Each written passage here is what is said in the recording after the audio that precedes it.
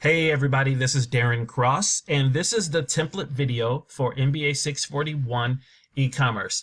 Now, as I said in my introduction video, all of the weekly assignments that we have are going to be based upon this template. And so I really want you to pay attention to the things that we're going to talk about over the course of the next couple of minutes. So what I'm going to do is I'm going to explain to you how to kind of work with this template and how to submit your assignments each week as we go along. So we have those 7 weekly assignments. Right off the bat, I notice here that I have a mistake, so I'm going to go ahead and correct that while I see it. We have 7 assignments, 7 weekly assignments, and all of those assignments are subsets of this major assignment that is due at the end. And so what we're going to do is we're actually going to complete this piece at a time. Now, in the world of business and management, we use APA. I don't know what you've used along the way, but we use the format that's represented by the American Psychological Association. And so this template is formatted completely correctly for APA. There's nothing that you have to do in the setup. All you have to do is just follow the instructions as we go along. Right off the bat, this is going to be the thing that you need. And I've seen people use it, like they'll print this out and use it as an example as they type along. That's not what I intend for you to do. This is your template. Download it, and then what's going to happen is each week change the name of the template, and we're just going to do the next progressive piece in that assignment. And let me show you how we're going to do that. So in mod 1, this is the first part that's due, right? So what I want you to do is the part that I'm going to be grading, I want you to actually change the font color to blue. And what that does is it allows me, as I'm going through things, because sometimes you guys are at different levels and working on different assignments, it lets me know when I can stop reading. So what I want you to do is you're going to download this template, change the name according to whatever is required for that assignment, and then put the submission part in blue.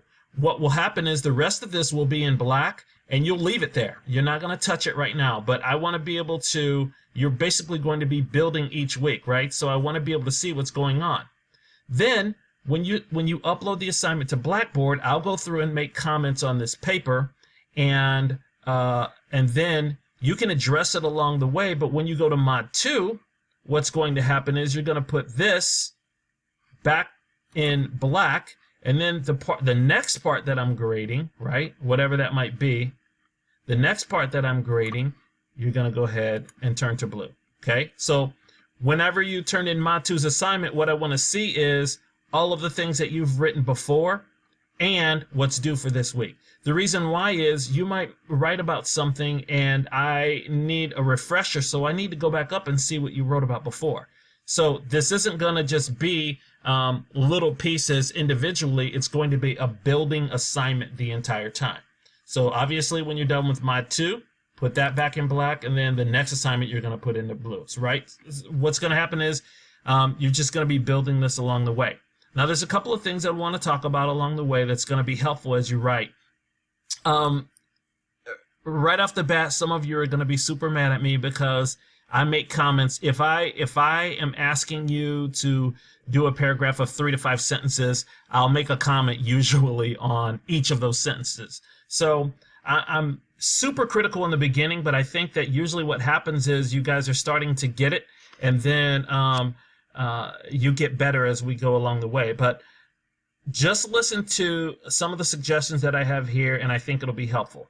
One of the things that I want to note is since this thing is formatted properly, I don't want you to change anything. I will go ahead and resubmit this since I had this wrong, but this is how this should look. Everyone's paper should have this as your running head, so just leave it there. Don't touch it. The page number, leave it there. And if you download this template, it'll be there, right? All you need to do here, put your name here, and everything else is the same. Now, when you're going through the template, what you'll see is that you'll have several levels of headings, and this is explained here in red. That's why I put this in red, so that you can understand that these headings actually help you to keep organized. This is the outline for the assignment as we go along, okay? Now, I want you to just keep everything exactly where they are. So this is technically called a level 0 heading. A level 1 is bolded, as you see here, but this is a level 0 heading according to APA. And it's centered in the middle of your paper with caps on the words, right? Not the entire sentence, just the first part of the word. So this is a level 1 heading. It's the same thing except it's bolded. Keep this here. You're going to start here, and you're going to have the indent, right? Everything is indented. Now, a level 2 heading, again, this is explained up here in red. The level 2 heading is over here to the left, and it's bolded, and the first letter of each word is also capitalized. Now, if you find that, and this is level 2, this is level 2, but if you find that for some reason the way that you're organizing information requires for you to go to level 3, then this is a level 3 heading. It's bolded, and it's a sentence format. So if my deal is, if this is like, let's see, economic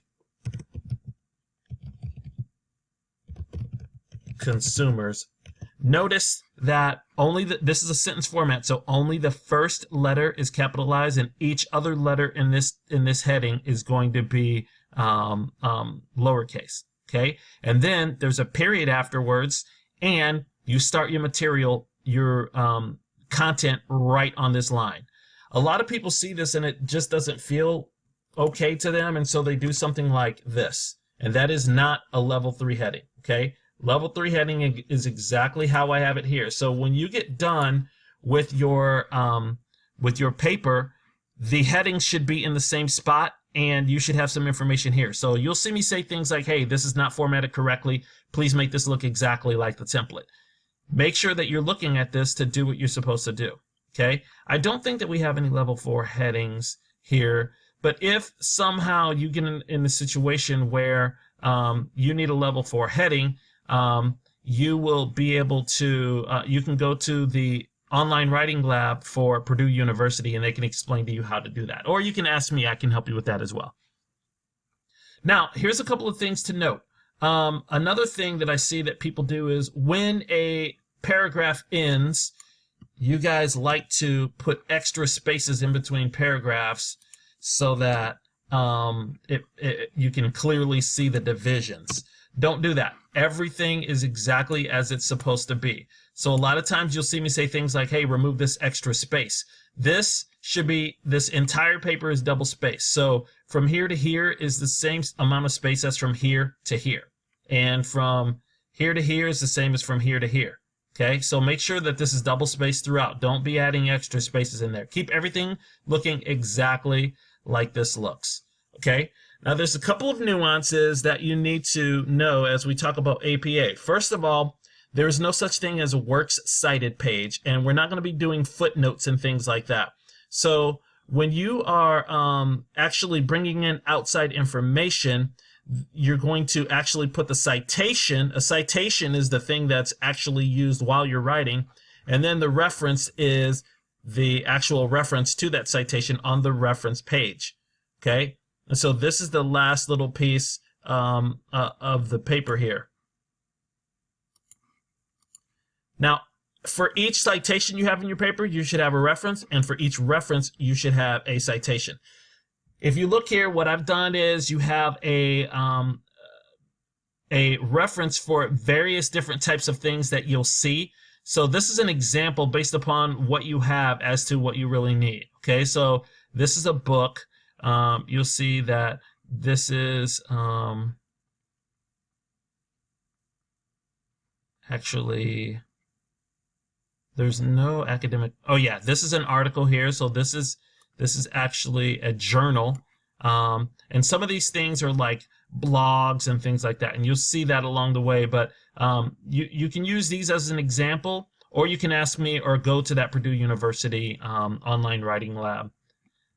Now, let's talk about some other things that you need to pay attention to. First of all, as you go along here, I want you to write as if each word costs you $100.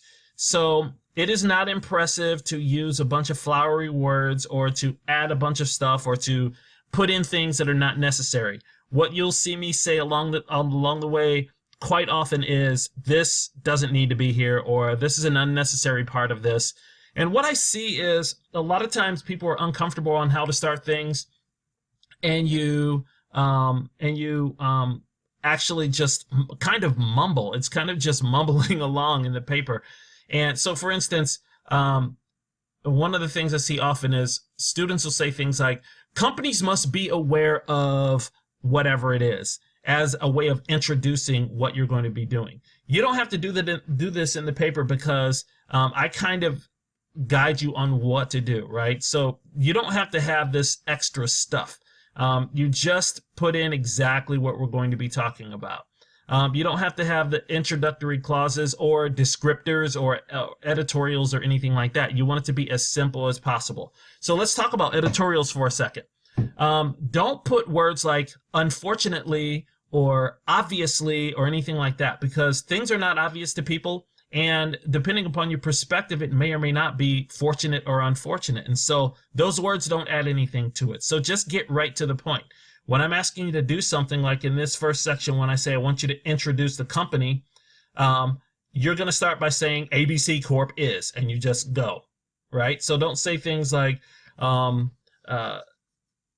there was a man with a dream and he started a company. We're not, this isn't a narrative. This isn't a creative writing class. This is an informational class, and you need to hone your skills on focusing on exactly what we need to talk about. Okay, so leave the editorial out. You know what? Actually, I want to continue the conversation. I distracted myself here, and we didn't talk about citations. So one of the things that you have to do, you'll see here,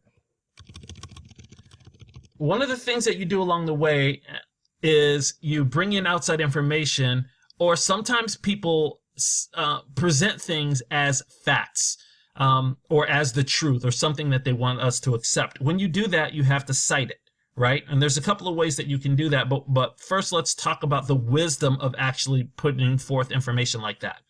A lot of times people say things like, companies should pay attention to this because happy employees are productive employees. Well, you just stated something as a truth. Whoever said that happy employees are productive employees? Maybe someone did, but if they did, you need to cite that.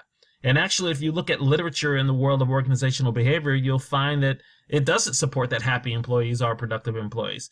They may be happy employees may be loyal, or they may be less likely to turn over, but a lot of people complain about their jobs, and they're very productive at their jobs. So just be careful about the things that you state as fact. But if you do put something forward, often you'll see me make a note that, I'll say something like, is this really true? Citation.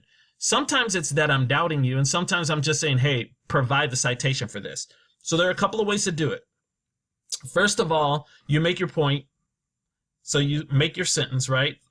This isn't a statement of fact, but let's pretend that it is. And then what you do is, at the end of it, you put the last name of the person along with the date. And then the period follows that. And this is all in parentheses. Okay, so this is what the first type of in-text citation looks like. Now, when I go to the reference page, I will see this person, this author there, and it'll give me the information that I need about that, so that people can verify the veracity of what you're actually saying. Okay, now the other way of doing this is to make a statement that that person actually said this. So when you do that, you put the author's name, and then you put the date only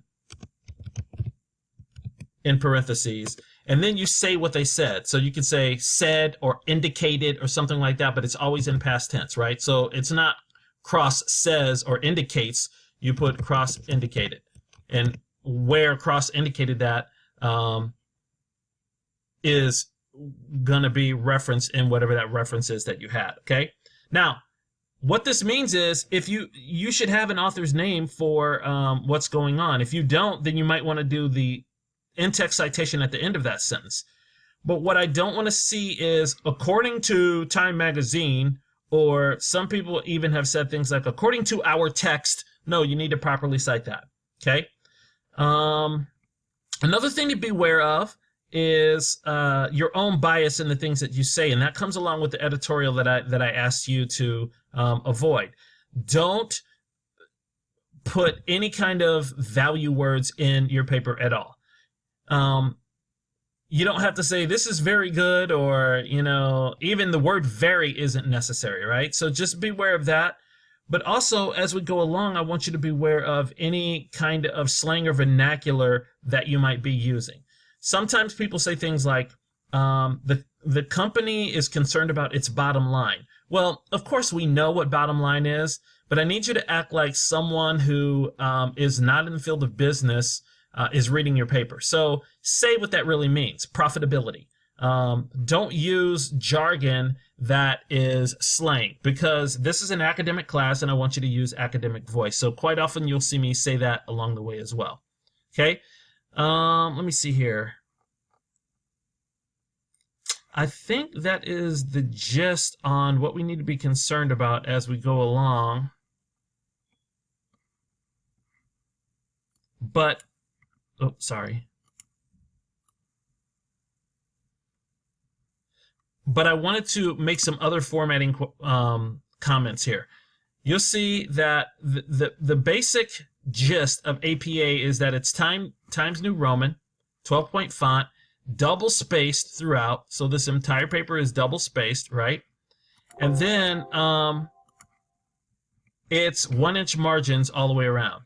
Now, people like to put things like tables and figures in their papers. If you do that, there is a specific way of doing that. If I were you, I wouldn't. But there is one little piece that you may feel more comfortable. When we get down here to the financial plan, it might be easier to do some kind of an Excel table or something like that. If you get in a situation where you want to put a table, there's a very specific way to do that according to APA. And so reach out to me and I will help you get that formatted properly. Other than that, I think that's everything. So good luck with everything. Again, if you have any questions, feel free to reach out to me. You can email me or text or call me on my cell phone. Good luck.